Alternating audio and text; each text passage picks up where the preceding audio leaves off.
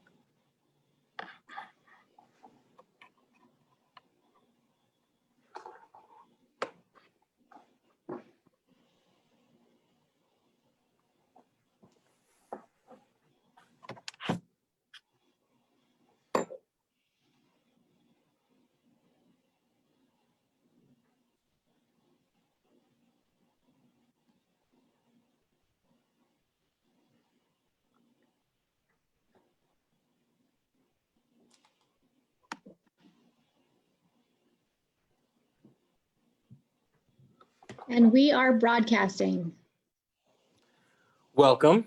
Thank you for joining us for part 2 of SALDEF's Black Resistance and a protest series looking at the Black Lives Matter movement and the role of Sikhs. We'll be waiting a couple more minutes for folks to join us, so please stay with us. We'll start very soon. Thank you.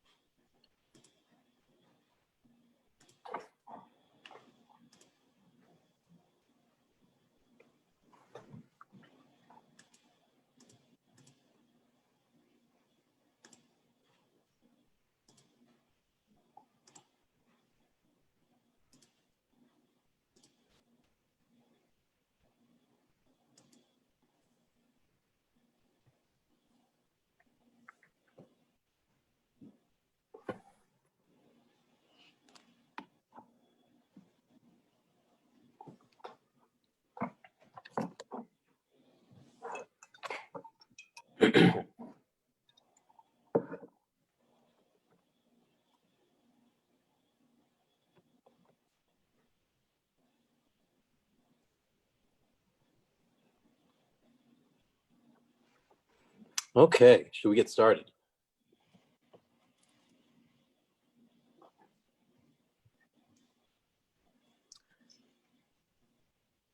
Hello, my name is Jaddeep Singh. I'm one of the co-founders of SALDEF, and I want to thank you for joining us today for episode 2 of our series on Black Lives Matter and Sikhs. Today is really an important episode. I'm really glad you're joining me because to me, we're going to be looking at a period called Radical Reconstruction, which is a very brief period in American history. But to me, is one of the most important periods of American history because it showed that the promises in the Constitution could actually come to fruition. It was a time when Black participation was a reality instead of a dream. And we're going to talk about that in great detail today, as well as how that was overthrown. So thank you for joining us. I want to start with our land and labor acknowledgement. First, it is important to understand the long-standing history that has brought Sikhs to reside on this land and to seek to understand our place within that history. While we will attempt to engage with some of this history through the series, we must frame our conversation with an acknowledgement in relation to the land we occupy, its stewards, and the communities that sustain this geography. One small ask Indigenous communities here have increasingly made to people who wish to be supportive of their Indigenous connection and claim to their ancestral heritages and lands is the land acknowledgement. Land acknowledgements do not exist in the past tense or limited historical context. It's important for us to understand that colonialism is current. It's an ongoing process, and we need to build mindfulness of our present participation in it. So we begin by acknowledging that SALDEF, based in Washington, D.C., occupies the ancestral, traditional, and contemporary lands of the Piscataway and Nacotchtank and Acostan peoples. We recognize, support, and advocate for the sovereignty of these Indigenous nations, as well as other nations and historic tribes across this land and beyond. In addition, we recognize that labor from the transatlantic slave trade and Africans and African Americans' work, enslaved and free, were foundational to building the United States. Colonists relied on the interrelated processes of colonialism and the transatlantic slave trade to build this country. And as Sikh immigrants in the United States, we benefit from these processes because we live and work on this land that developed hereafter. So I want to begin with a few remarks today. I want to talk a little bit about why we did this series and why I think in general, why this type of intellectual engagement is so important for people who are not in college and who have may not have even attended college. Now, the people of the United States suffer from a debilitating national historical amnesia. We have chosen to forget the worst of our history, huge, consequential, fundamental moments and aspects of that past that explain our present. We start early by passing on historical fantasy to our children, so they don't ask difficult questions about our past. Our collective historical amnesia stems primarily from the way in which history is taught in schools. This history is full of omissions and lies. The inevitable result is our population's very limited knowledge of their own history, especially regarding matters of racial oppression. Could you go to the previous slide, please? I mean, let's face it, hundreds of millions of US citizens literally just recently learned about the existence of institutional racism. And now some of them want to jump right into a serious discussion on race. Now, the history we're taught is shaped by those in power. It is dominated by men, whites, and the wealthy. This is called a top-down history that excludes the vast majority. Women, working people, and communities of color are invisible in the nation's historical narrative, something that has only begun being corrected in the past few decades. But now, unfortunately, we're going backwards again. Thanks to the resurgence of white supremacy, it's visible from local school boards and education commissions, state education commissions, to the White House. Fake history, due to both willful omissions and outright lies, amputates our present from our past. And this has very serious repercussions. With the limited view of our past, our educational systems offer, we naturally cannot understand how we arrived at this historical moment and what we see in our streets. Without a sense of our history, we cannot possibly understand how present-day racial disparities are heir to a long history of systemic violent oppression of peoples of color for privilege, power, and profit. It's very simple.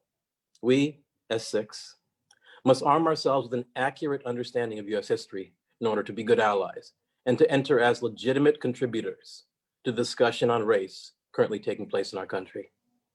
Moreover, a grasp of history is the basis for us to understand Sikhs' position as racial and religious minorities in the society and what that means for us in very specific terms. Otherwise, we can never challenge the racial and religious discrimination our community continues to suffer as visible minorities. A sense of history also enables us to grasp what we are truly fighting against and offers lessons from others who have mobilized against white supremacy in the past, because people have been doing this, as I mentioned, for 400 years. We hope to offer viewers the historical grounding to understand the current situation in our society.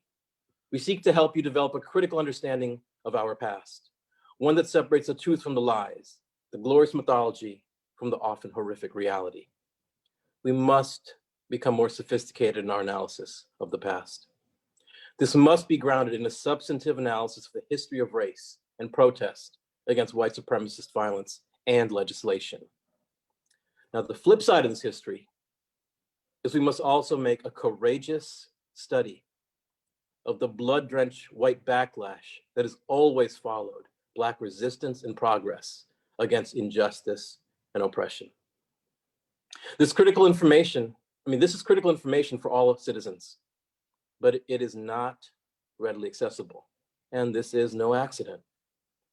One of the things that drove me to dedicate my life to illuminating the mystification of our past was finding out how the lies I had internalized had led me to misunderstand the nature of this society. It was a rude awakening for a young man who considered himself bright, but fortunately it came early in life while studying at the university. To be honest, I had always kind of suspected, but I just didn't have the language to describe what I had suffered until college. Now, most people in this country don't have that educational privilege.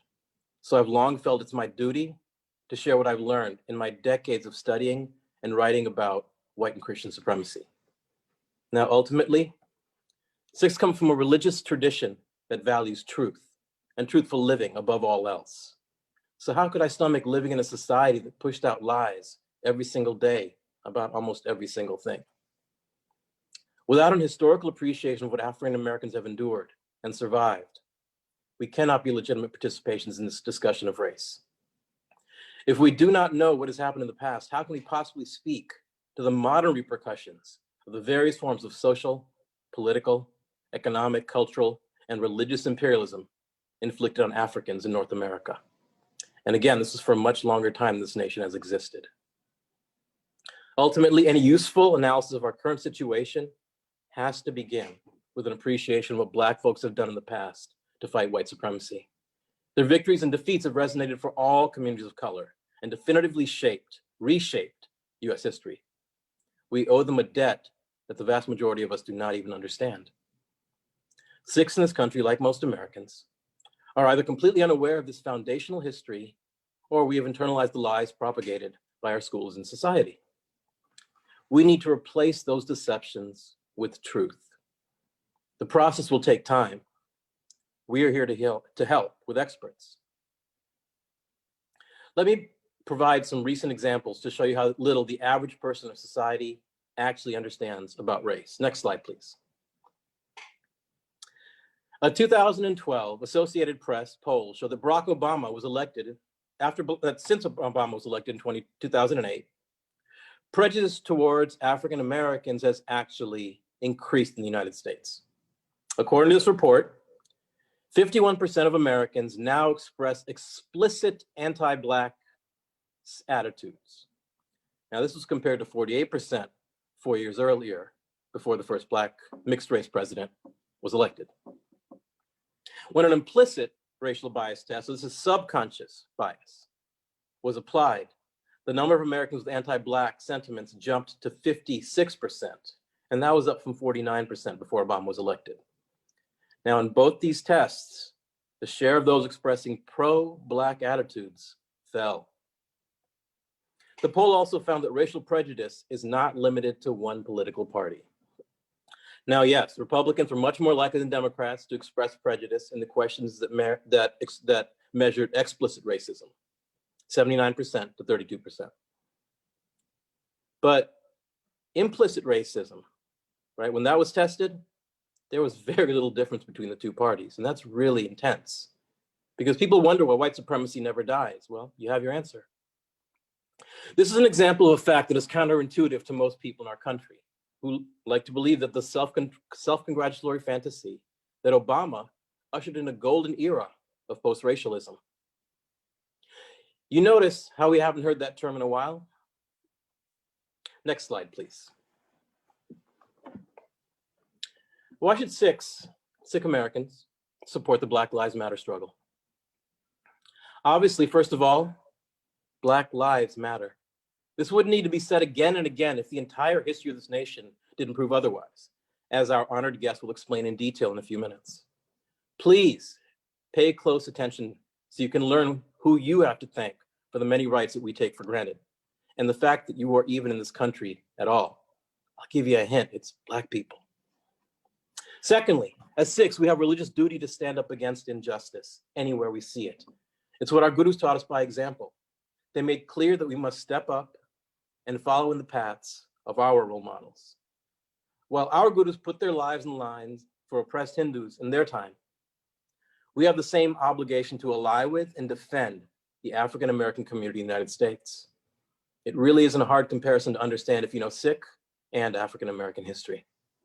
Remember, egalitarian is a theological imperative in Sikhi, and we have a duty to help our oppressed sisters and brothers. As Guru Nanak said in Japji Sahib, accept all humans as your equals and let them be your only sect. Guru Gobind Singh similarly promoted the principles of universal equality in the verse, Mahanaski Jata Sabba Eke Pichanabo. Recognize all mankind as a single caste of humanity. Moreover, Sikhs in particular should understand, because Sikhs in India have been the victims of the same type of state violence, disappearance, and murder as Black people have for 400 years in this country since the 1970s. We understand their plight and the oppression that usually accompanies being a minority with few rights that the majority respects. Finally, almost all Sikhs of Punjabi descent are in the US only because Black people marched, protested, demanded reform, and were murdered by racists. The civil rights movement forced the US government to change the racist provisions in US immigration law that barred Sikhs and other Asians from entering the US legally from 1907 to 1965. It was only after this law was passed that the modern Sikh American community began to form. We owe them. Our religious duty to protect the defenseless and fight for justice is a tremendous challenge. It can be a burden. It requires commitment and investing time. The first step towards that is arming ourselves intellectually with a sense of the history that brought us here, so we can be true allies in the national struggle against racial injustice. I want to introduce our guest speaker now. We're extremely fortunate to have a gifted historian with us today. Dr. Channon Miller is an assistant professor in the Department of History at the University of San Diego. Having received her PhD in American Studies from Boston University in 2017, she is an interdisciplinary historian, and in particular, a Black American women's historian that writes and teaches across various fields, including African American history and studies, women's and gender studies, critical race and gender theory, and African diaspora studies. Dr. Miller's current project explores African American, African-born, and Caribbean-born mothers' traversal of Black borderlands in America as a means of resistance against intersectional, anti-Black, and gendered marginalization.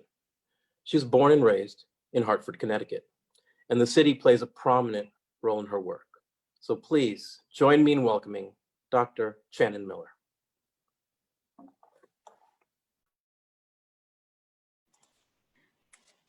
Good evening, and thank you, Dr. Singh, for the opportunity to be present in this space, in this community.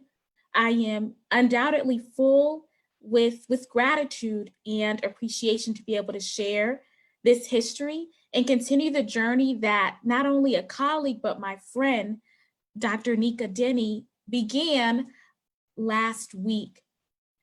Black resistance, continued protests, civil war to mandated segregation.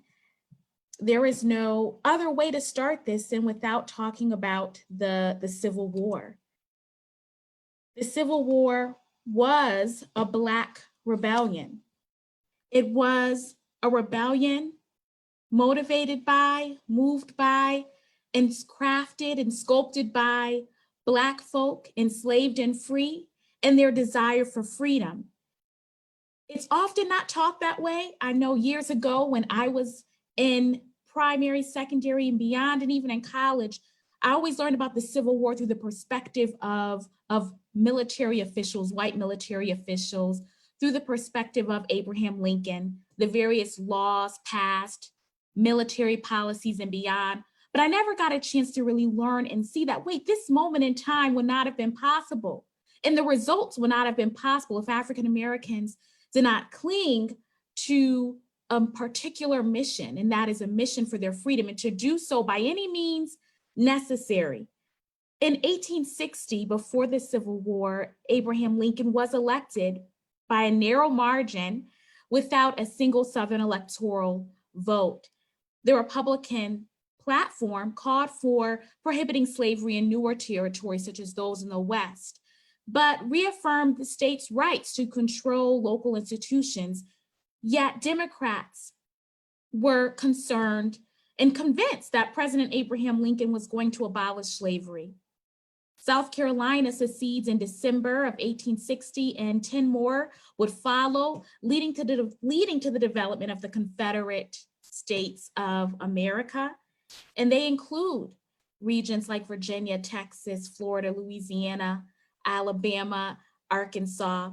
Eradicating slavery raised for these states economic concerns, social concerns. Cotton and other crop production was growing, and dependence upon slave labor and the literal enslavement of Black peoples in their bodies and what they could produce was high. So Confederates raised an army and seized and occupied federal forts and post offices and arsenals beginning in February 1861. And in his inaugural speech, President Lincoln promised not to interfere with slavery, but only to refuse to extend it. And he also asserted that he would not allow or was not in alignment with secession. And this led to an April attack on Fort Sumter, which marks the outbreak of the Civil War. Black Americans knew different and knew better when it came to Abraham Lincoln. They were quite distrustful of Abraham Lincoln. Though he opposed the extension of slavery into Western territories, he also opposed interfering with it where it existed. And even Frederick Douglass quoted or stated that the Republican Party simply opposes allowing slavery to go where it is not at all likely to go in the first place, such as regions where crop production and more are not as fruitful. They were also aware of President Lincoln's political ideologies regarding Black citizenship. He hoped to resettle Black populations outside of the United States. He did not fathom that Black folk being able to live and thrive in the United States as equal citizens could be possible. He questioned if it was feasible and was a supporter of colonization. So from the beginning, as mumblings of this Civil War ran through or circulated through plantations and Black communities and free Black communities, Black people knew from the beginning that if this war is going to lend to our freedom and not our colonization and not our re-enslavement, we are going to need to ensure that we take part, that we involve ourselves, articulate and assert a whole other agenda, an agenda of Black freedom. It was not going to be a white man's war, which is what it was often called by white Union and Confederate soldiers alike. The enslaved ran away from their plantations as soon as they got word of Union strongholds. They ran and escaped, numbering over 600,000. Talk about a rebellion, leaving plantations, leaving their masters, leaving the places where they had lived for quite some time, and abandoning these regions to seek and be a part of the Union effort. The gravity of their mass movement and migration and the agitation of free Black peoples in the North forced the hand of Abraham Lincoln, the federal government, and military officials. By sheer size, due to their sheer size of their numbers rather, the federal government had to deliberate, decide, determine what they were going to do with 600,000 African American peoples. Were they going to return them to their slaveholders? That was the original plan, to embark on more of a conciliatory war effort. And the enslaved knew that quite well. But again, due to their sheer number, they had to figure out another strategy, another response. The enslaved and free Black peoples also flagged that involving African Americans into the war could also be a military strategy, that refusing to return them as property could only help the Union and disrupt and weaken the Confederacy. These are all things that African Americans noted, flagged, indicated through their movement, through their migration, and through their protest. So they were ultimately going to remain in the Union camps. Abraham Lincoln decided through a series of confiscation acts, that African Americans would no longer be returned to slaveholders, but actually be considered refugees or contrabands, and that they would not be able to return. And moreover, with the second confiscation act, he did allow for or mandate that they could actually involve or be a part of the war in and of itself, that they could be a part of building forts, armed battle if necessary. All of this required their freedom. All of this did require the Emancipation Proclamation. They could not be involved in the war as refugees if they were not free. Ultimately, the Emancipation Proclamation is the third confiscation act, the third response in this way of dealing with and negotiating the mass population of contrabands. The Emancipation Proclamation decrees in 1863 that all rebels, all refugees from rebel states, all enslaved peoples in rebel Confederate states are to be free as of January 1st, 1863. But I do want to emphasize, and as you may have all heard or learned, this did not include the enslaved peoples in northern regions as they existed and still existed up to this point. And it did not include enslaved peoples in middle or border states, such as Maryland, that they were able to maintain and preserve slavery there. Because again, Lincoln's goal was to preserve the Union. It was to the contrary of the goals of Black people, which was to secure their freedom all over the country, not just in the rebel states. So we have to really rethink what the moment of freedom means or meant for African Americans. It's often considered to be a time of jubilee, a time of joy, freedom, but not all were free. Not all in all regions were free. And even there were some in some of these rebel states who didn't even learn of the Emancipation Proclamation, such as those in Texas, as evident in the now increasingly well-known celebration that is Juneteenth. But also, what does freedom mean when you don't have shelter, clean clothing, food, and basic necessities? What does freedom mean when states are immediately, especially these rebel states, immediately after the Civil War, instilling state laws that prevent African Americans from moving to certain neighborhoods and even counties without heavy fines? What does it mean when there are vagrancy laws that subject them to arrest and forced labor if they are unemployed or listless?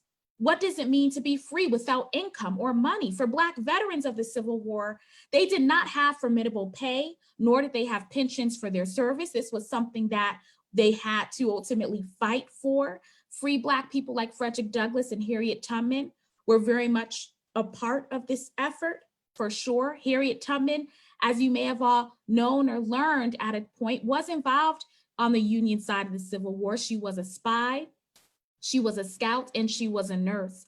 And she left the Civil War without any form of pay. She was only paid $200 for 3 of those roles, and she did not have a pension. And she would not have a pension until her 80s. And only then did she receive a pension because of her husband, who was a veteran in the war as well. So pensionless, penniless, how do you live like that? What is freedom without access to medical care amid a time of warfare and infectious disease and pandemics such as the smallpox?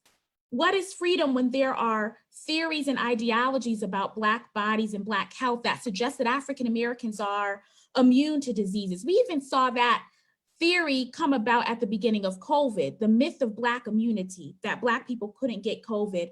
And now we find that they are disproportionately dying from COVID. But that same theory existed then as well. And there was also this notion that Black people would eventually go extinct. So medical professionals didn't really give much time or care to really processing how do we heal these hundreds of thousands of sick people. 40,000 African Americans would die during the Civil War, and most of that was due to disease, not armed combat or being shot or harmed in that manner, but disease in and of itself. So freedom without citizenship overall isn't freedom at all. And as scholar Jim Downs emphasizes in his work, the federal government left thousands of freed men, women, and children ultimately without the ability to survive emancipation. So they fought for freedom, but were they even able to survive to see freedom? Were they even able to survive to enjoy it? 40,000 plus were not. They were not given or allowed the ability to survive emancipation, much less rise above slavery to succeed in a new era. With that being said, before we even consider and talk about Reconstruction, I do want to spend time talking about African Americans' visions of freedom, because in order for us to understand Reconstruction, we also need to know what African Americans intended to get out of freedom. How did they define citizenship? How did they define what this new era should look like for them? They are languishing for sure. They are destitute for sure, and impoverished and hungry and sickly. But they do have and had planned for and planned on implementing particular goals. And this is helping us build towards ultimately what Reconstruction would allow for. So family reunification is, of course, one of their visions of freedom. That is freedom for African Americans when they've been separated in the midst of the Second Middle Passage, or the transatlantic slave trade, or rather the domestic slave trade, the domestic version of the transatlantic slave trade, sending enslaved peoples down the river with the rise of cotton that separated countless families through those sail blocks for sure. But also the Civil War in and of itself ruptured family ties. So they're figuring out how to reconnect with one another and how to solidify their unions, because Black marriages were not legally recognized. So now they want documentation, they want marriage licenses, they also want the ability to build new families. They want to be able to change their names to reflect not the names of their slaveholders, but names that they themselves define. They are seeking institutional growth.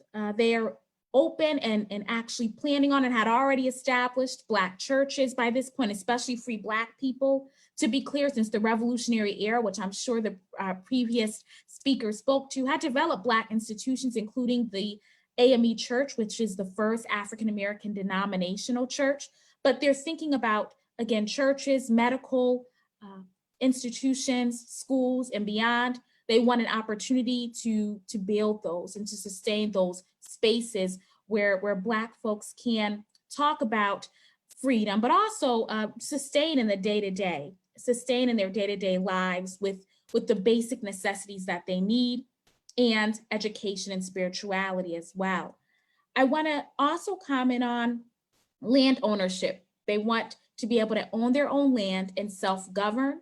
So in the years that follow the Civil War, one of the key ways in which Black people are employed is through sharecropping, which is another form of enslavement because they're working on land that's not their own. The crops that they produce and the profit from that, most of that goes to the white slaveholders. They're likely accruing debt throughout their sharecropping years, because if you don't produce a crop that year, you do owe the person you are working for money and funds. And that debt will only continue to build if you aren't able to pay that back and if crops continue to be unsuccessful. They're also paying rent on this land in many cases as well. So they need their own land and they want to govern themselves. They want to govern their own money. They want to have an opportunity to have their own economic systems, be able to build their own social security nets, gain adequate pay for their labor, and also have a land upon which they can really build those Black institutions safely and securely, again, without forms of disruption and demolition or even, again, negative violent actions, as we'll get to on the part of white society as well. And here I just have pictured two prime examples of Black towns that would ultimately develop. Several Black towns developed from the 1860s to the early 1920s, most of them in the Western regions. There's a total of 60 Black towns in the West, 50 of them in Oklahoma, such as Tulsa, Oklahoma, which has been the subject of much conversation recently because 2021, or 2020 rather, really signifies a key anniversary of the destruction or massacre of the Black town within Tulsa. But they also developed towns in places like Oklahoma through the Homestead Act, developed their own farms, businesses, again, in Tulsa and other places, their own law offices, and beyond. They also are seeking, as it's been alluded to, equal pay and fair wages. They are, if they're not sharecropping, they are domestics, Black women especially. In addition to sharecropping, are often laundresses, so they're washing the clothing of white families' homes and businesses, or working inside of their homes and businesses for little pay. So again, we have an extension of slavery as opposed to a new era. Education is something I also want to highlight. Over 90% of African Americans are illiterate after the Civil War because reading and writing was illegal. So they are going into the 20th century in pursuit of schools, educational opportunity. They want to learn how to read and write. They want to build up a class of African Americans that are able to expand schools and provide necessary services to their communities. Whether that be, again, dental services, legal services, but also teachers. So they want to develop a foundation with which to only build from. And this comes in the form of, after the Civil War, historically Black colleges and universities that they're now referred to, such as Fisk University, which is pictured here, and Spelman College are prime examples of this. And they have graduates as early as the 1870s and 1880s. So we also see the expansion of ultimately a Black middle class population.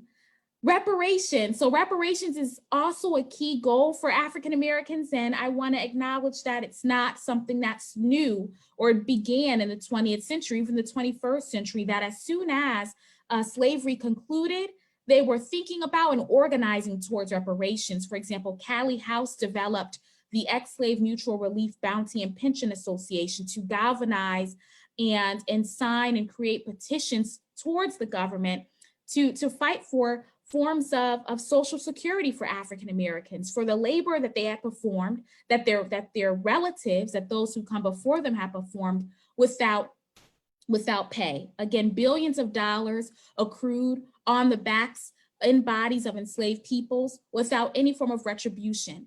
How are folks like Harriet Tubman, who's pictured in the backdrop here, living in complete poverty and destitution with her family? After all the ways in which she's labored for the Union in the Civil War, why does she die in poverty? Sojourner Truth also dies in complete poverty as well. To the major part of their goals, this brings us closer to Reconstruction, is political enfranchisement. So while they do want to be self-sufficient, they also want to be heavily involved in public life. They want to have a say in policies and laws that are passed in the United States, because critically, that is what is, of course, going to allow for not only for African Americans to be free, but also push the bell a bit from freedom to citizenship. And those are two distinct features. Those are two distinct ways of life. They were free, but they definitely weren't citizens. Again, due to all the regulations placed on their mobility and the quality of their lives. So they needed to call for and push the federal government to pass amendments that will really allow for this transition to happen. And the Republican Party was certainly reluctant to really create that strong tie between citizenship and freedom. But Black folks and those involved in politics and committed to enfranchisement were a critical part of that journey. They're calling for a political revolution in many ways, a federal project. This would ultimately be called Reconstruction, also referred to as Black Reconstruction. And through this Reconstruction, they were able to implement a lot of the visions of freedom that I've previously outlined. The Freedmen's Bureau, which is established in 1865, does provide the critical resources that African Americans need for family reunification. They provide key federal documents, legal assistance, and beyond. They also provide banking resources so African Americans can be able to not only secure their money, but save their money as well. Critically, the 13th Amendment, African Americans mobilized and their white supporters in the Republican Party, their radical white supporters pushed for the 13th Amendment, which really expands and ensures that slavery everywhere in the United States is abolished. And it's critical in institutionalizing their freedom and, again, citizenship within the broader US society.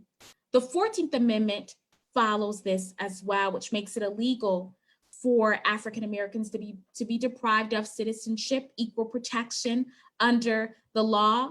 Several civil rights acts are passed, such as the Civil Rights of 1866, which declares that freed African Americans should not be forced to align with or abide by Black codes. So it makes Black codes irrelevant. It annuls them. We also have the passage of the first Reconstruction Act in 1867, which grants Black men the right to vote in rebel states only. But eventually this extends to the 15th Amendment, which guarantees suffrage to all Black men. But as we'll see, only in theory. But the 15th Amendment is passed in 1870. And critically, the Civil Rights Act of 1875 is worth discussing here because it did mandate equality in public accommodations. So these are among the various steps made. And here I captured just 3 of the first Black congressmen to, due to this Reconstruction Act, the right to vote, and the various changes that they themselves organized for through conferences, through equal right leagues and beyond. They now they're now in a position to actually make sure that those laws and policies can be sustained, to hold the Republican Party accountable. I mean, that's primary among their goals, because as I said, there's a great deal of consistencies within the Republican Party, and there's a need to hold them accountable. Much of those consistencies are due to, again, a division between more moderate and radical Republicans and who is in office as well.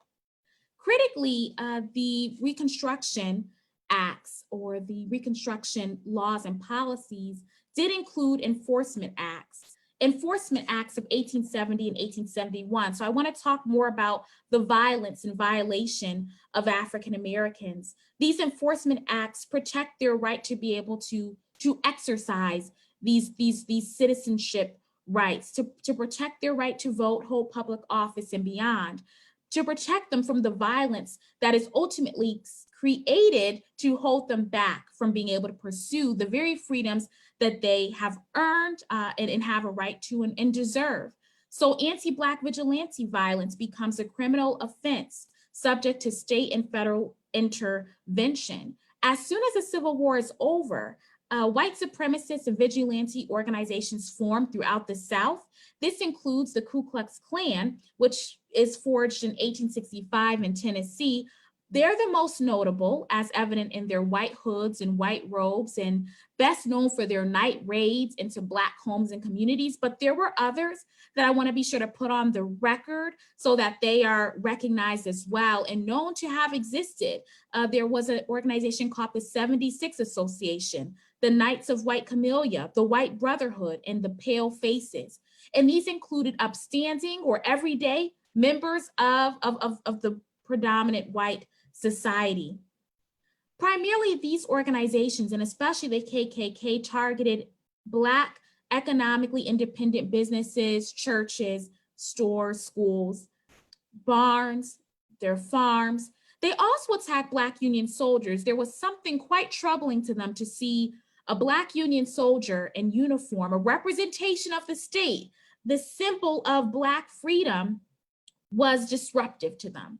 So they were particularly attacked by the KKK and other forms of mob violence, Black Union soldiers. And they were there in order to also protect African Americans. Unions occupied the Confederate States in order to, again, ensure that their various laws and policies could actually be put into place.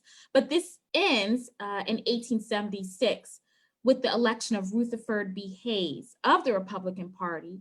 So the Republican Party decides to make a compromise with Democrats and asserts that if we are able to elect and bring Rutherford B. Hayes into office, then we are willing to remove Union troops from Confederate states. And this allows violence to propel. It allows violence to heighten and expand because those enforcement acts can no longer be enforced. Violence is no longer limited or restrained. And there are other ways in which the Reconstruction period dissolves. The Freedmen's Bureau dissolves as well. The bank that they developed for African Americans is involved in embezzlement and various other poor financial decisions. African Americans lose all their money. So the bank is a big controversy because there are several Republican members of this Republican Party who are strong capitalists who invested Black funds without their knowledge into railroad construction and beyond. So the few pennies that they were able to gather or perhaps place into this institution have dissolved. So those are gone as well. So in addition to violence no longer being barred or protected, these institutions that were built to help sustain and protect African Americans are dissolving. The federal government is no longer interested in investing in funding the Black freedom struggle. They are concerned that it is usurping too many of their funds. And this is among Republicans and Democrats alike. This is where they meet and find some form of similarity in that regard. So there is a great divestment from Black freedom, which leads to the dissolvement again of the various progress made during Reconstruction, but also leads to a period of white redemption, where white Confederates or former white Confederates, these states have now the power to redeem themselves. That is their goal, to return the South of the United States to what it was before, a racially segregated and unequal society, and an anti-Black society where whiteness was supreme. That was the goal. And the demolition of Confederacy or the demolition of the Reconstruction progresses allowed for this to happen. With the federal troops gone from the Confederate states, the Black codes were reinstated. So the vagrancy laws and more were returned to, and many of them remained on the books, in fact. We also have the implementation of disenfranchisement to reverse the 15th Amendment. States do have more power now with the conclusion of Reconstruction. So Mississippi, Louisiana, and beyond are able to implement poll taxes, literacy tests, and more. And we also have Tennessee passing the first separate but equal bill in 1881. And this is the first of many that many states follow and implement, meaning, again, when it comes to public spaces, train cars, and beyond, that they must be separate, that Black people must occupy totally other spaces and realms in the public sphere. This becomes federal policy in 1896 with the transformative and groundbreaking Plessy v. Ferguson case. I also want to highlight that in 1883, the Civil Rights Bill that was passed that enforced, again, equality in public spaces was also overturned in the Civil Rights Bill of 1875. I want to pinpoint or talk about lynchings as well, because when it comes to violence, lynching was a key form of this. Lynchings were originally in US history isolated incidents and could impact anyone, including white people as well, especially in the Western regions. But as time progresses, once we get into this period of redemption, where they successfully are able to remove the troops from the South and reclaim the South they deem to be correct and right, they are able to spread and expand this practice, and especially targeted and focused on African Americans. Lynchings become concentrated, especially in the South, although they can be evident in other places as well. I've highlighted here a map that is developed by a sociologist who, through this map, really shows visually where lynchings occurred from 1883 to 1941. In total, between this time period, there are nearly 5,000 lynchings, or at least that's what's been recorded and documented. And the majority of these people were African American, and the vast majority Black men in particular. There's no way that we can talk about lynching or even the aspects of the Nadir of race relations or Jim Crow without really breaking down its components. No way we can talk more about lynching without understanding the wider system that it was a part of. So in brief, Jim Crow, which comes out of this period of redemption, is state and federally enforced legal, political, economic, and social system that preserves white supremacy from the late 19th century to the mid 20th century. And I've listed here all the factors that it entails that I've described. It's a national institution that excludes Black people from citizenship. So it's not limited to the South, but is also occurring in the North as well. And it is a part of the fabric of American culture. It's a part of everyday performances and embodiments of race. Black people are expected to perform and embody subserviency. They're boys and girls. They're not their names. They're not individuals. They are subservient members of society. And laws play a critical role in keeping this together.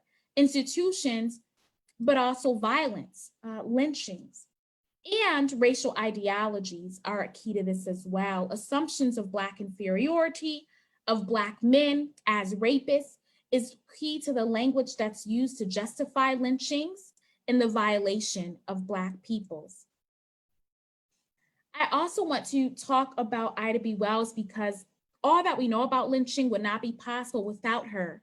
She is the foremost scholar of lynching in the United States and the lynching of African Americans. As a journalist, Ida B. Wells writes and discovers and studies this phenomenon and is able to really explore and expose the ways in which it is a crime that is a racist, anti-Black crime specifically.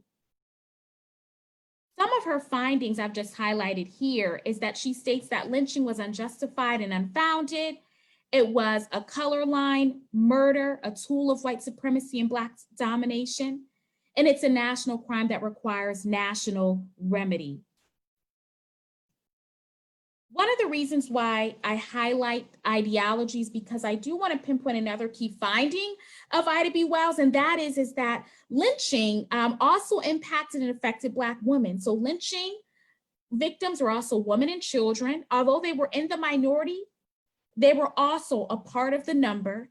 And that also, Ida B. Wells does a great job of sharing and exposing that the violations of African-American womanhood by white men were much more frequent than the supposed or proclaimed violations of white women by Black men. So the foil to lynching was the frequent and chronic and everyday rape and assault of Black women. White men concealed that and put that behind the cloak of the myth of the Black male rapist. But the reality is they were doing the assaulting and the pillaging of Black women in their bodies. Anti-Black violence not only impacted Black women, but anti-Black violence is gendered and was gendered. This system was contoured and attuned to gender roles, expectations, and ideologies. Rape is a gendered form of violence, but just like lynching and murder, it was also a tool of anti-Blackness and Black degradation. It was driven by notions of Black women as impure, as the antithesis of white women, as hypersexual. White supremacy, therefore, relied on both racial and sexual domination, to be clear, and this has to be remembered, recalled, and recentered. The Say Her Name campaign of the present actually highlights that this tradition of erasing Black women from understandings of anti-Black violence continues as discussions of police brutality tend to center Black men. They don't acknowledge the extent to which Black women are also impacted by police brutality and also in gender-specific ways, which include rape and sexual assault, which include the stealing and taking of their children. So anti-Blackness is very smart. Anti-Blackness is very complex. It is gendered and nuanced, far beyond what many people think. So I want to pause here and take questions. I know we wanted to also pose questions at the end, but I also want to pause as well to take any questions or thoughts with anything I've shared so far.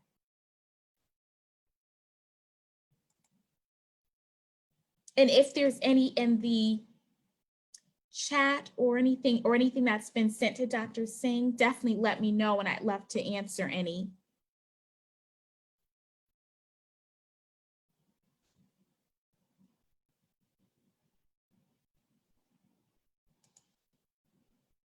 Okay, so I don't think there's any, so I can keep going.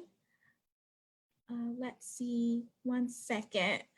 Okay, nothing yet. Okay, so I'm going to keep going and talk about another leg of violence in addition to lynching and its foil, which is the rape and assault of Black women as a weapon of terror.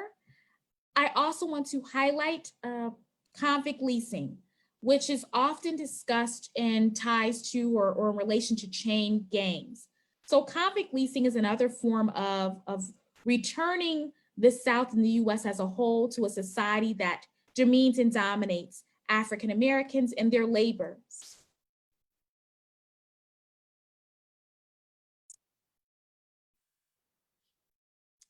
Okay, so convict leasing, I briefly define that here, a penal enterprise that arises after the Civil War, but it makes prisoners available for hire, convicts forced to labor in factories, camps for private investors and firms without pay.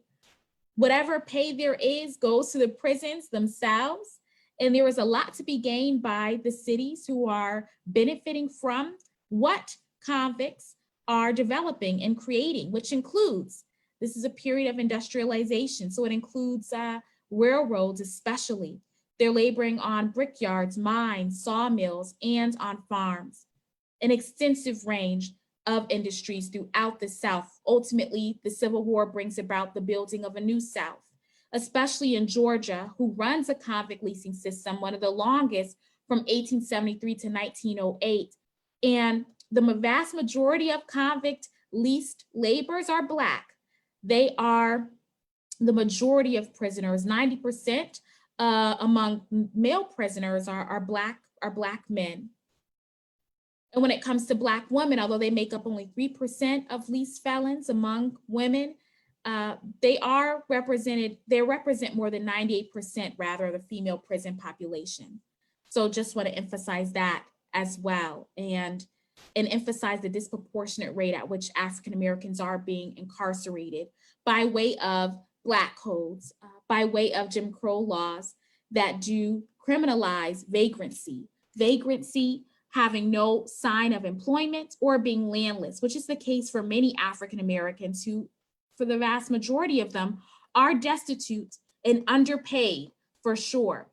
So vagrancy laws incarcerate them and charge them with crimes, petty crimes, and then they're forced to work towards the industrial development of the South. Ultimately, as they worked previously to expand its plantations, they're now expanding its industries without pay and grappling with a great deal of abuse within these convict leasing systems.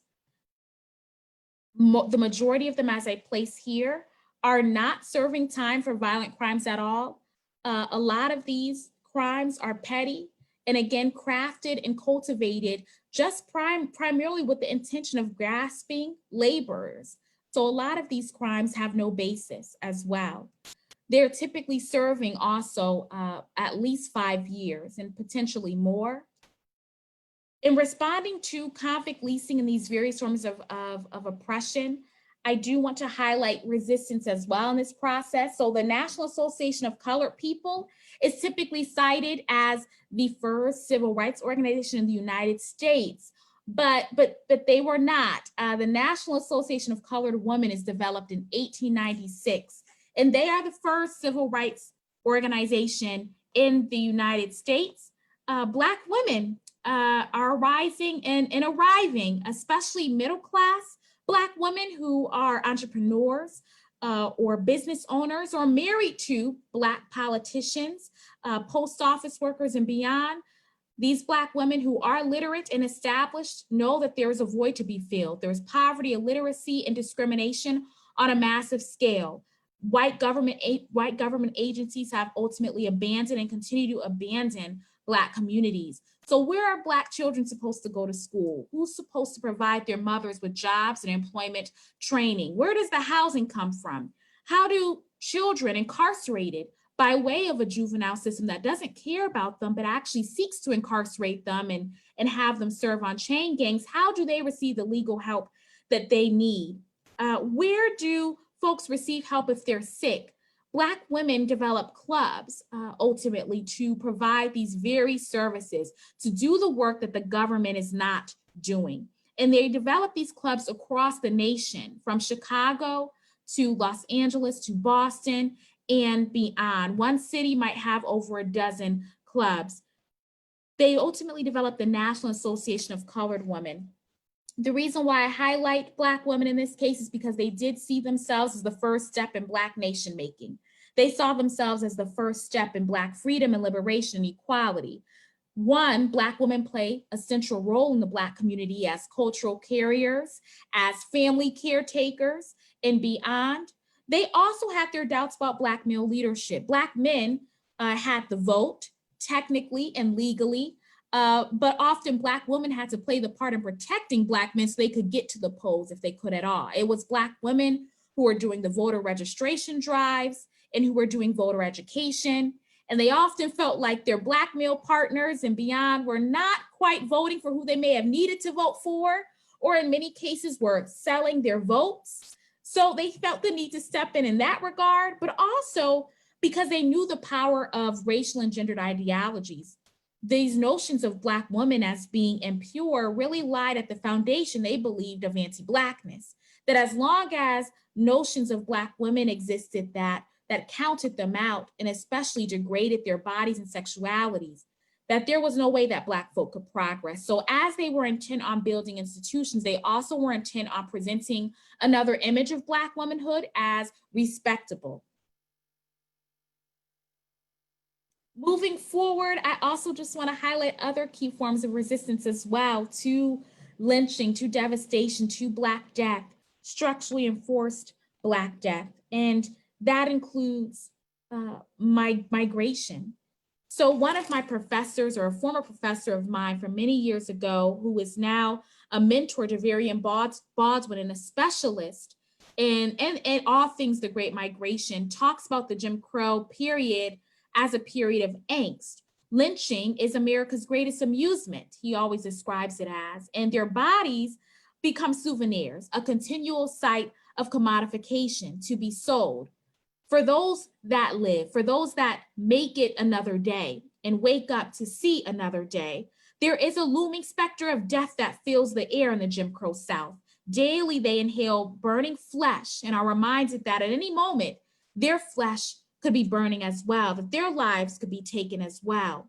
In the midst of this angst and with the looming noose above them, as this art piece by Jacob Lawrence, artist of the Harlem Renaissance, conveys, they are also forced to align with these rules and codes that degrade them, that restrain them.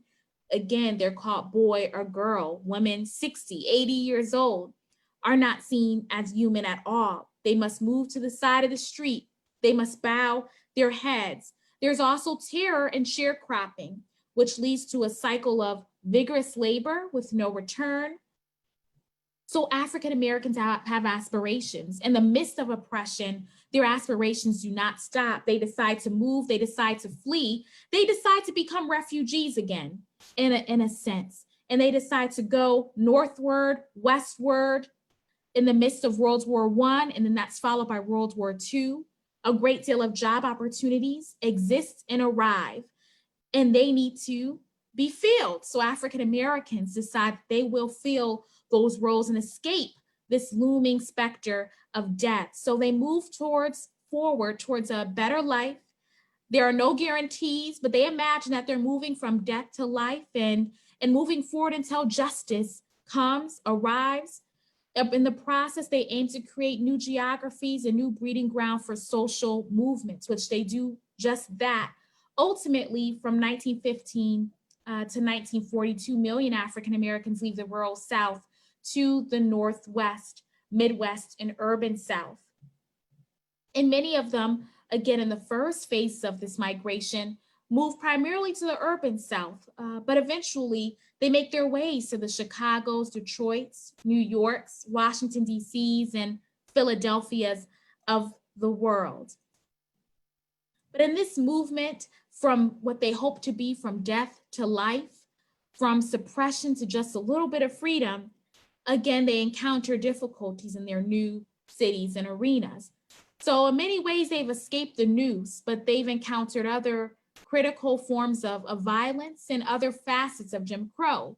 There is a Jim Crow North, and there is a Jim Crow West as well. I'll also pause here too, just to check and see if there's questions in the chat or that were sent. Oh yes, definitely, Dr. Singh. We can talk now for sure about what I've discussed so far. Let's do that.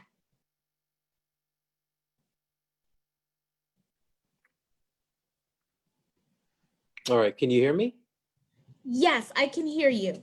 Okay, great. So thank you so much. This is such an incredibly painful history. I mean, I can't even imagine the personal total take on you. I just want to thank you on behalf of my community. It's incredibly meaningful, incredibly powerful, and we're very grateful for the work that you're doing with us.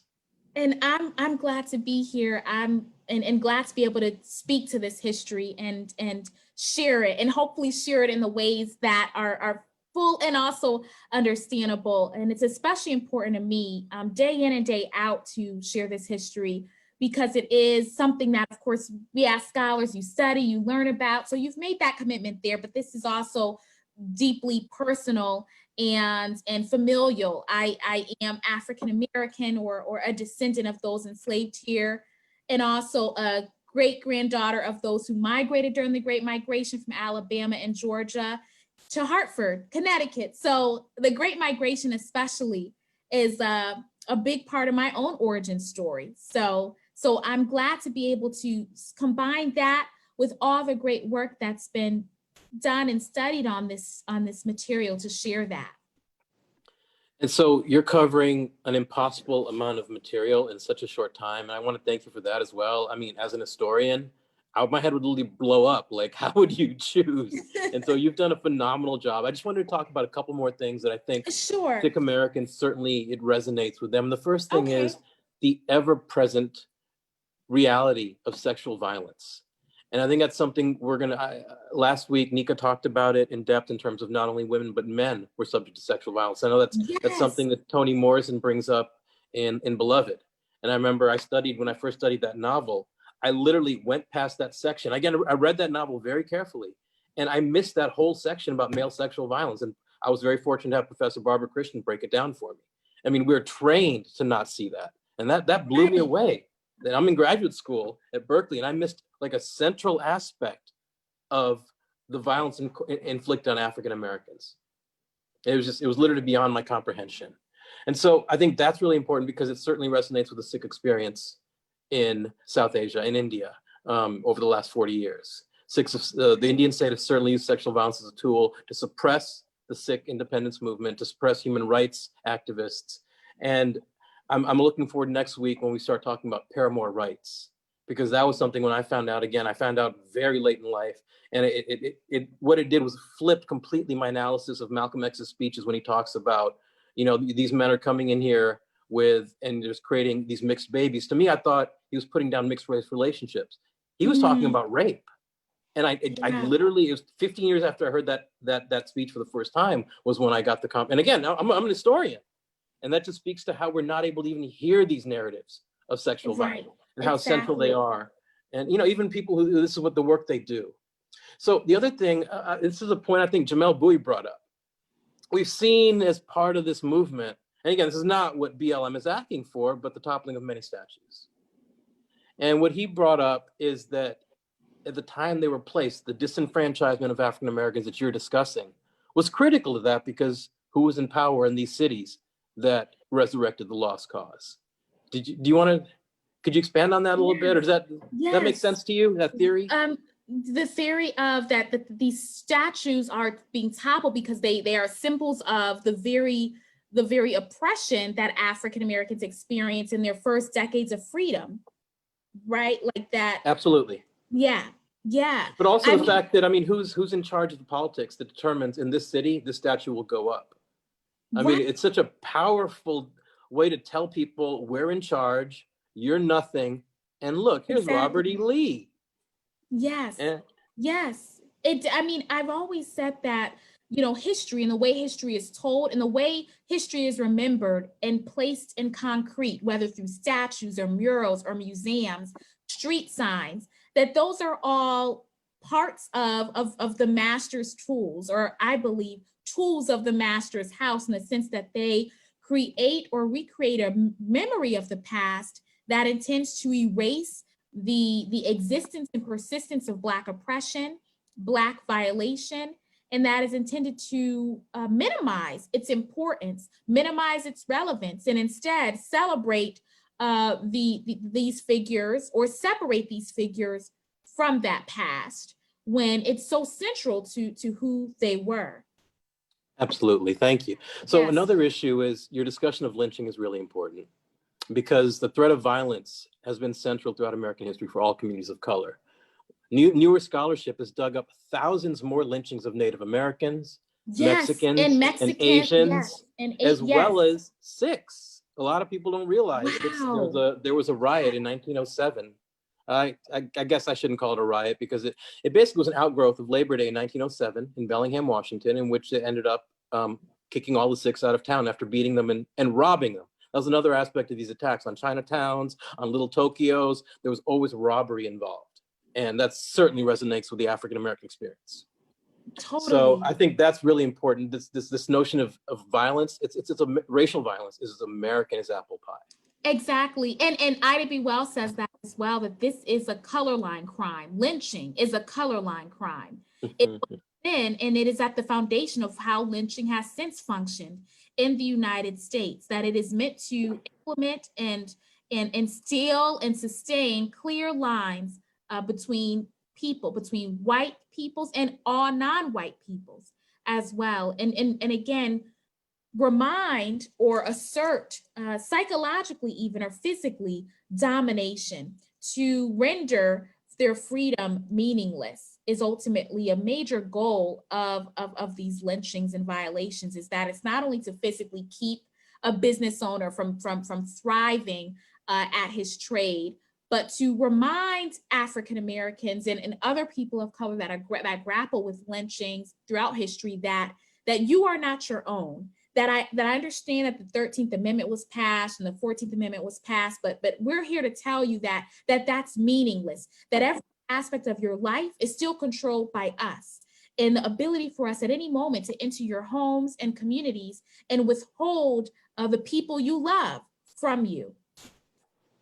Yes, no, absolutely. And this certainly resonates, this threat of violence with Sikh Americans in our recent history, because in November of 1984, there was open genocide for 3 days against the Sikhs. People were burned, killed, murdered. And it was a very much definite statement by the state that you're a minority, you better stay in your position. Yeah. And if you don't, this is what can happen to you. And they also attacked the secular and sacred sites of power for the Sikhs, Harimandir Sahib and Sri Akal Takht, and they destroyed them on a holy day and massacred pilgrims. And what makes it really definitive is the fact they attacked 37, I think, other sacred sites, including, Harimandir Sahib on that day. So it was a very definite attack on the Sikh religion. And this is, in our modern history, it's 1984. Wow. So I think that's very important. So the moment of freedom, I was really struck. I mean, when I taught that, I was always blown away. I didn't even know how to teach that. And I was really moved by your description of it. And one of the things I remember was the end of the war produced the largest biological crisis of the 19th century, in which up to a quarter of the slaves died. Mm-hmm. I mean, that's something that's erased from right. A million people died. And it's something I never learned about that I learned in my courses. And, I studied at UC Berkeley. We're supposed to be good at that. Right. No, absolutely. Absolute same. The same here. I've always seen, or I've never been, or there's never been much opportunity to interrogate or exactly examine and sit in the 1860s, like sit in the early 1860s before Reconstruction and right after the Civil War. There's that in-between time. That in-between time that is so crucial to the Black experience, because they didn't just jump from emancipation to 14th Amendment or to the 13th Amendment, that there was a period of clear, there was no direction, there was no support, there was no advocacy on the part of the federal government. There was a great deal of again freedom for these states to manage or treat African Americans as they thought would be best, or place them in their ideal position. So there is this in between time that is critically important. It just wasn't a period of celebration and jubilee. There was much concern, there was much grief, and there was much death and dying. Harriet Tubman was severely depressed and saddened after the conclusion of the Civil War. I mean, this is a woman who rescued hundreds of enslaved peoples, who won a critical battle during the Civil War, the rape, but she wasn't able to really see much joy in that when she realized that, wait, freedom doesn't mean I'm a citizen. Wait a minute, we're not citizens. We're penniless, we're poor, we're hungry. I'm a nurse, I'm seeing several hundreds of Black men die every day, and we're not being treated. What's going, okay, this isn't what I bargained for. We got to keep the fight going. And her body was literally tired and worn and sick as well. So it's important for anyone who studies American history to sit in that moment of how even that emancipation doesn't bring the full joy and clarity that it's often described as bringing. Absolutely. So one more point I wanted to bring up before we have a question.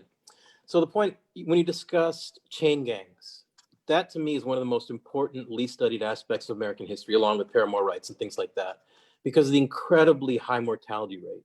And it showed just how disposable Black bodies were, including Black children that were put out to work and killed by the state. That was genocide. Killed. Yes, I also want to, speaking of Black children are not only, again, incarcerated, these are for petty crimes, trespassing or stealing, things that they often did not do in the first place. But if they did do something, it was blown into out of proportion or made criminal when it was not. Women were incarcerated for maybe taking a piece of bread. They're domestic workers, they're hungry, their children are starving. So before I leave this job that I'm barely being paid for, I'm just gonna take some bread. I'm not gonna tell the woman that I work for because she won't let me. So let me take this bread. So you're serving 5 to 6 years for that. These are the types of things that they're serving time for. So it's the criminalization of their attempt to survive. So they can't even try to survive. That even trying to do that is criminal due to vagrancy law. So like you said, even when they enter into these spaces, it's another form of enslavement. The mortality rates, the close quarters, the lack of nutrition, rest. It's a very, again, horrible system.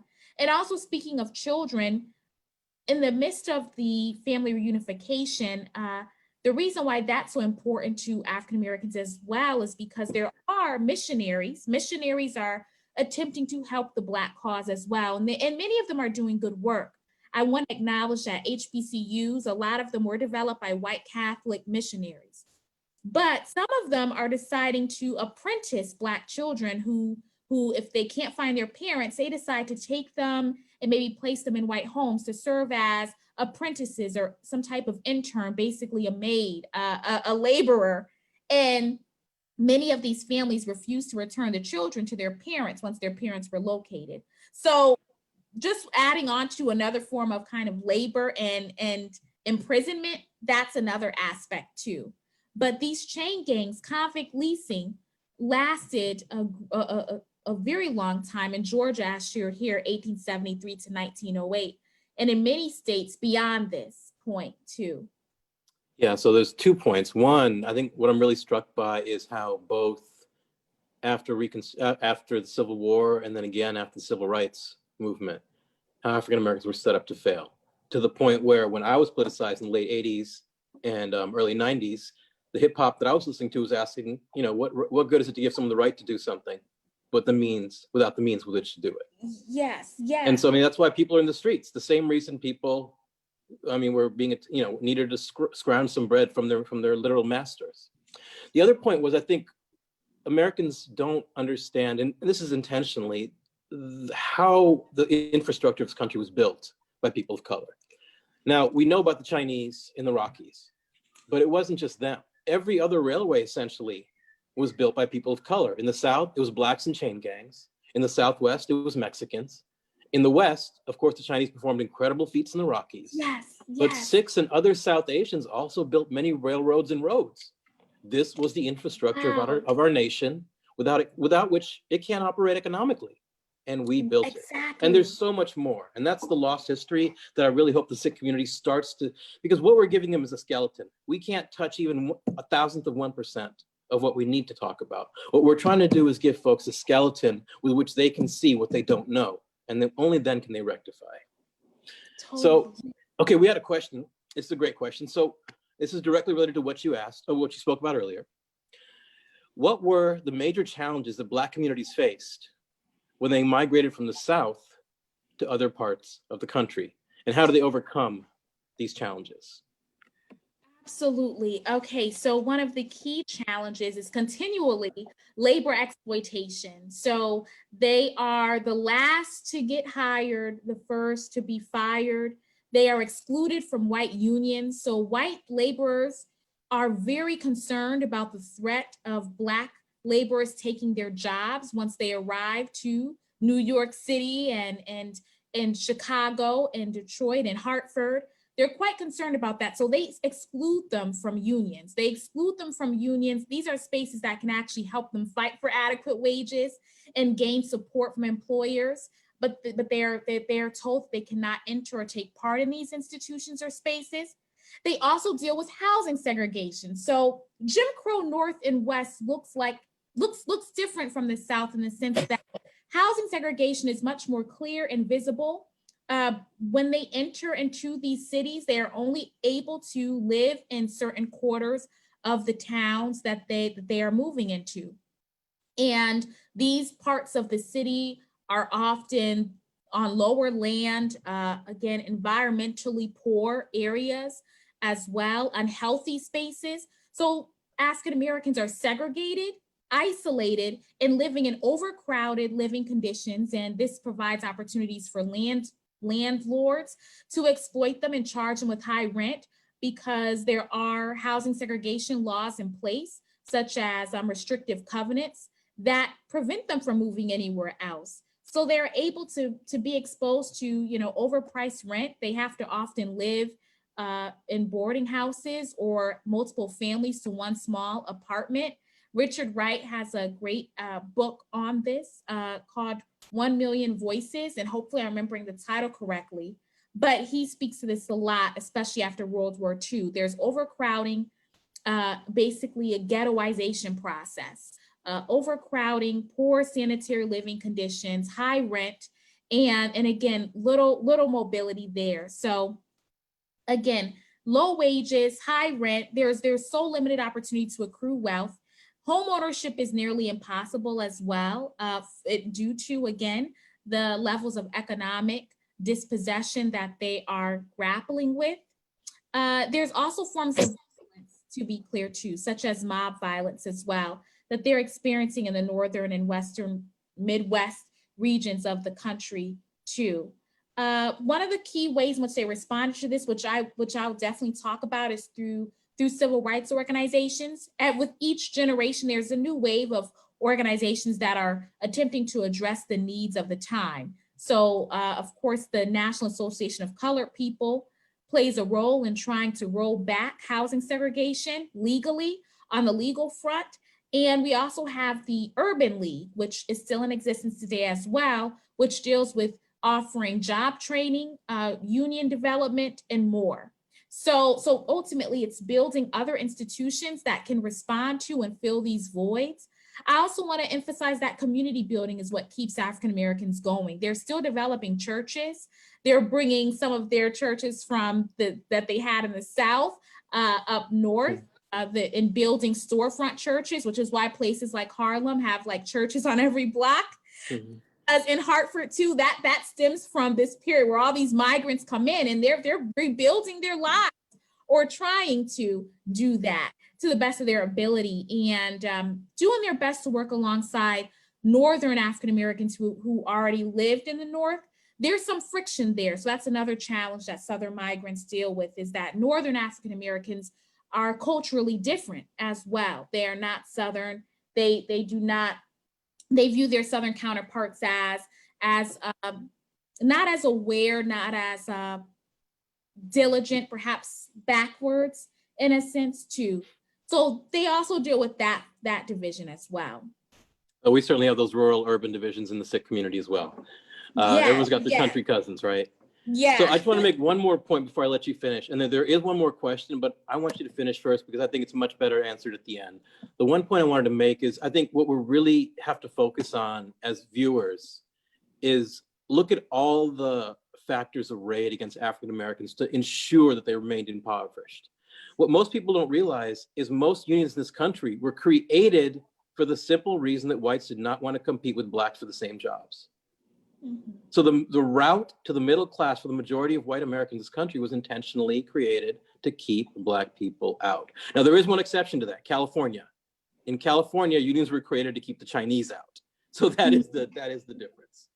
So Yeah. I just want everyone to think about that and think how incredibly different that is for that first generation of Sikhs from 1965 to 1980, who were the most educated people in their community. And to compare what happened to them in their lives to enslaved people who were denied even the right to read.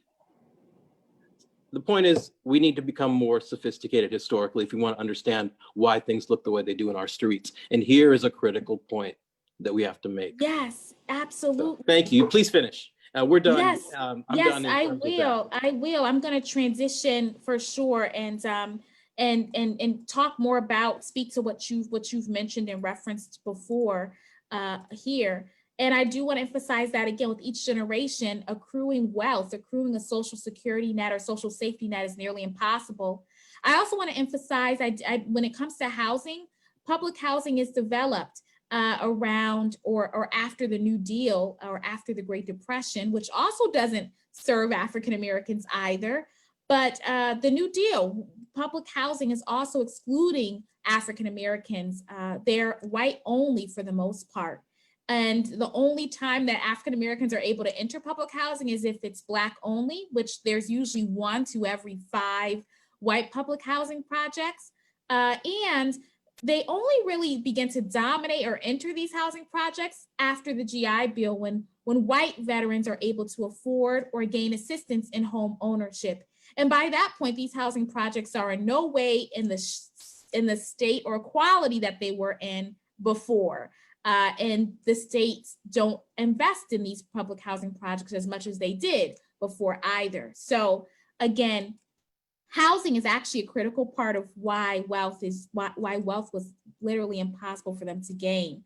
And I just want to talk more about those struggles of what's happening in the midst of migration. They do return, for example, from World War I. This is a critical moment, just like the Civil War, involving themselves in the World War is an attempt at protest. W.E.B. Du Bois, who I'll talk about, really emphasized and called African Americans to close ranks, join in with white Americans, and fight for democracy abroad. He said, if we do this, if we close our ranks and join in, by the time we return, we'll have our claim to citizenship. We'll be able to come back in our uniforms and show that we fought for and on the part of this country, again, and are deserving of the democracy that the United States is fighting for in other parts of the world against the Russias and Germanys of the world. But the reality is that wasn't the case. After these soldiers, for example, return home, they have the parade in Harlem. The Black community at large is glad to have them back, those who have survived this war effort, because many perished, undoubtedly. And what happens is many of them come back to ghettos, overcrowded homes, low wages, unemployment, sickness, and many African American soldiers are lynched in uniform. So the levels of protection that they thought they might be able to have don't happen. So they decide to come back fighting. This really begins what's called the New Negro period, a period of audacity, determined to gain and take their rights. They're no longer waiting. They're no longer waiting patiently for them as they may have before, but deciding that on a large scale, we are going to fight for, protest for, And without accommodation, without any forms of negotiation or sacrificing any of our rights or needs or desires, we are going to fight back, come back fighting. And that's what W.E.B. Du Bois ended up declaring as well at the conclusion of World War I, is that we have to come back fighting. He says this country lynches, it disenfranchises its own citizens, it encourages ignorance, it steals from us, it insults us. We return fighting. Make way for democracy. We saved it in France, and by the great Jehovah, we will save it in the United States of America. That's words from W.E.B. Du Bois in his Crisis magazine of the NAACP. But it speaks to a changed consciousness in African Americans. They've always fought and been resistant before. But in this time and this season, it's not apologetic, it's more militaristic as well. This is a transition from the previous generation. The reason why they call themselves New Negroes is because before there was a desire or an interest in accommodation, especially under the guidance of or the leadership of Booker T. Washington, who is a couple years older than W.E.B. Du Bois, but a former enslaved man, entrepreneur, a key figure in the Black community, to be clear, founded the Tuskegee Institute, which thrives today as an HBCU and creates some critical Black leaders of the now. But he did believe that African Americans should accommodate the color line rather than interrogate or resist or topple it. He believed that we should operate within this color line, stay within our own communities, work to develop our own self-sufficient economies, and ultimately, through our diligence, be able to prove to white citizens over time, gradually, that we are worthy of equal citizenship and equal partnership in the public sphere. For W.E.B. Du Bois, he saw this and read this as relinquishing political power, because Booker T. Washington did not believe in protesting for voting rights, did not believe on insisting on civil rights, and he also believed in technical education or skills, learning skills rather than the humanities, for example, when it comes to higher education. So to concentrate their energies in working basically with what they have rather than interrogating or pushing for much more, and that gradually this could yield to change. This was also deemed to be a safer route, but Booker T. Washington was the preeminent spokesperson for Black people from the late 1880s into the 1910s. It's not until the 1910s that W.E.B. Du Bois's assertions, or Ida B. Wells' assertions of agitation and calling out racism and talking back to racism, does that become the name of the game. That doesn't happen until the 1910s, close to, again, Booker T. Washington's death or passing.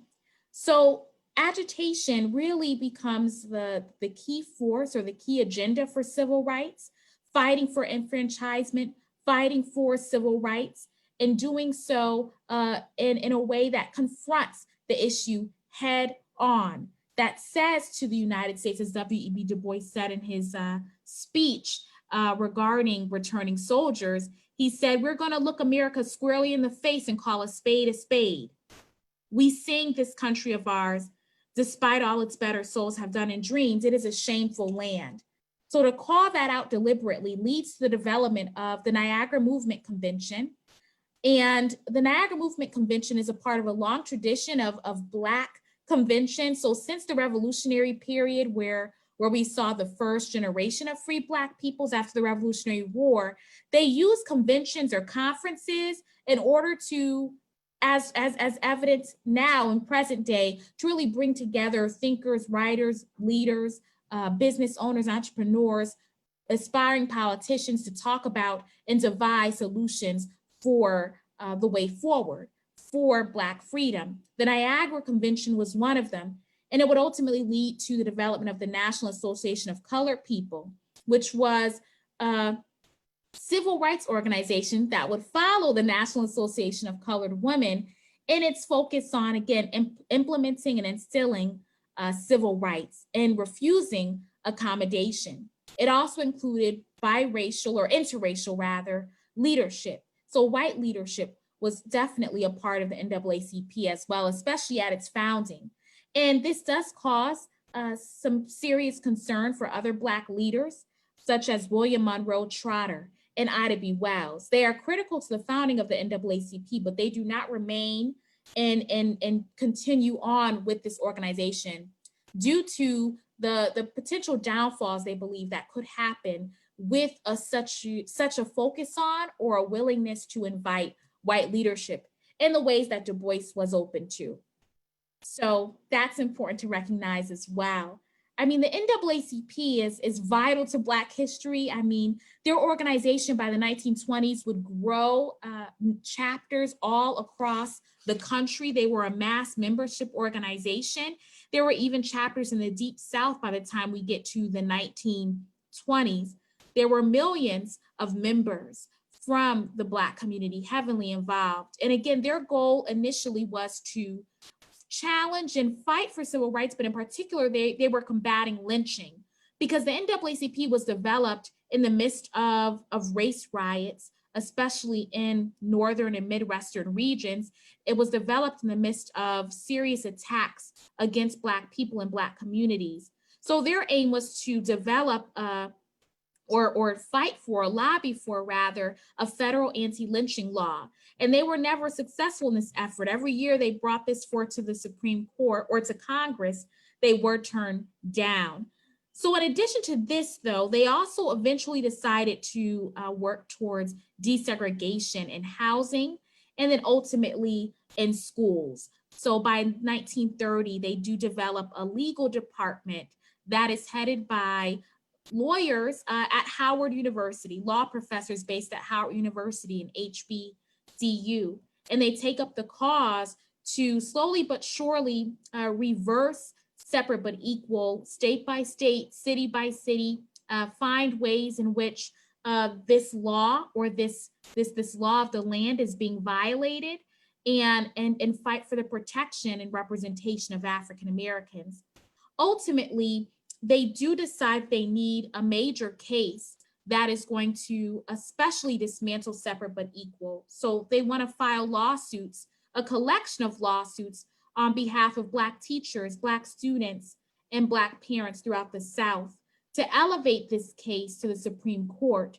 And although it's pointed at substandard education or meant to highlight that separate but equal in no way allows for African American children to receive an adequate education, that it is in no way an effective policy, they ultimately hope that this lawsuit or this collection of lawsuits will ultimately dismantle segregation as a whole in all public arenas and spaces. And this comes in the form of Brown v. Board. I have pictured here two of the children whose parent was one of the plaintiffs of Brown v. Board versus the Board of Education, rather, in Kansas. So these are two of the children. Their father was one of the plaintiffs who tried to enroll his children in an elementary school that was not only close to where they lived, but it was also had a higher quality education. They actually had school supplies, books, and things that could really help his children thrive. But he was denied, as with other parents in this case. So Brown v. Board is brought forth in 1951. And in 1954, that's when it's ultimately decided by the Supreme Court to outlaw Plessy v. Ferguson. And they ultimately decide that segregation solely on the basis of race violates Black children's 14th Amendment right. So again, Thurgood Marshall, who's pictured here, who is at this time at the head of the legal defense fund of the NAACP and at the head of this case, and he's partnered here with other lawyers involved with the NAACP, ultimately, through this case are showing or aim to show that Plessy v. Ferguson, separate but equal, is ineffective, it's not plausible. It hasn't been proven that separate schools are equal. It hasn't been proven that Black children can actually have an adequate education under this type of policy. Separate but equal is a severe violation of their 14th Amendment right. And so this was clearly a major success. This opens the door for what a lot of historians call the modern civil rights movement.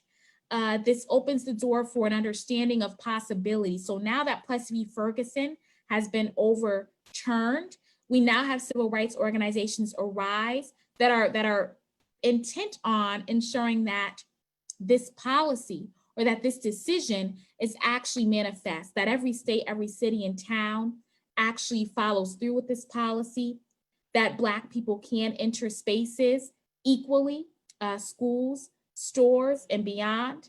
And they also aim to continue to respond to hopefully economic forms of oppression as well. So this is just the starting point of the modern civil rights period. I will now transition or stop for questions as well. This is really the conclusion of much of the bulk of what I wanted to share with you all today. And I'd like to, again, open the floor for questions, dialogue, and thank you again for allowing me to have this space to share some of these facets of history in this critical moment from Civil War to Brown v. Board, especially. Thank you so much, Channon. This has been fantastic. Incredibly illuminating, made me think about things. I'm certain the folks who heard your lecture out there also were both blown away, moved, and hopefully moved to do greater research. So there is one more question, and I was hoping you could answer that. Yes. Okay, so in order to show solidarity for the African American community, what daily changes, additions do you think that people outside of the African community can make? And I assume she's speaking in terms of supporting the current movement. Yes, of course, absolutely. Thank you for posing this question. It's a vital one because if anything, freedom making happens in the day-to-day. It doesn't always happen in these large cases or moments such as Brown v. Board. Of course, those are critical. But what really changed the lives of African Americans was what would happen on the ground in the decades to come. What happens in school systems, what happens in places of employment. And I can say the same for now, that day-to-day changes include in the spaces that you all might occupy or navigate, whether that be work or place of employment, public realms, committees that you're involved in, boards you're involved in, organizations you are a part of, to look around and observe and see if Black people are present in that space. Consider if they are, how you can be a part of elevating or creating space for their voices to be shared, because in most cases and in most spaces, African Americans grapple with silencing, severe silencing on multiple levels. Irregardless of how progressive spaces claim to be, they do tend to invoke and provoke forms of silence and even violence. So in what ways are the spaces that you're a part of conducive or allow for forms of Black oppression to occur? Or if there are no Black faces or spaces or even initiatives in that space, how can they be implemented? If anyone out there are teachers, for example, how can Black teachers be further supported, as well as Black students in your school system? Do the predominantly Black schools in your state have the resources that they need in the coming seasons? I do want to acknowledge that Black Lives Mattering includes grappling with police violence, but also includes grappling with the current health crisis, which is disproportionately harming and killing Black peoples, children and adults alike. So in the day-to-day, we need those who are non-Black to be a part of creating a healthy environment. That allyship does include wearing a mask. Allyship does include that, because Black elders are perishing and passing away way before their time, way before they should, even in my own community. And it's not something that I enjoy or want to see at all. And no one does. So how can Black communities be supported amid COVID as well? It's something to process and think about in your own cities, again, in towns even. Awesome, thank you so much. I'll give one last call. Any other questions? I guess not. Well, thank you so much. This has been incredibly illuminating, and please come back. You're part of the family now. So as I was telling Nika, you're permanently invited to our cookout at any Gurdwara. It is always a buffet. And actually, there is one last point I want to make regarding our Oh, yes. Gurdwaras. You talked about the silencing of and oppression of African Americans. I'm ashamed to say that over the last few months, I've been involved with online Sikhs for Black Lives Matter groups. African American Sikhs have complained about the way that they're silenced and not necessarily welcome in Gurdwara. So I send a plea out to my sisters and brothers to take a special care. If you want to be an ally, allyship starts at home. We need to make sure that people are welcomed into our Gurdwaras, our sacred sites, because that is exactly what our Gurus taught us. So I make that appeal today. Please look within, because I think one of the things we have to realize is, especially those of us who've grown up in this country, is growing up in a white supremacist nation, you internalize white supremacy. So what the life of a conscious person becomes is trying to unlearn the racism and the white supremacy and the sexism and the homophobia that we've learned throughout the course of our lives. And so that's what I hope this type of exercise will help all of us do, and more critically engage with who we are and what we believe and where those ideas came from, so we can be who we truly should be. Thank you again. It's wonderful speaking with you. I will see everyone next week, same time, same place. Please come back. Thank you. Thank you, Channon. Take care. Bye-bye. Take care.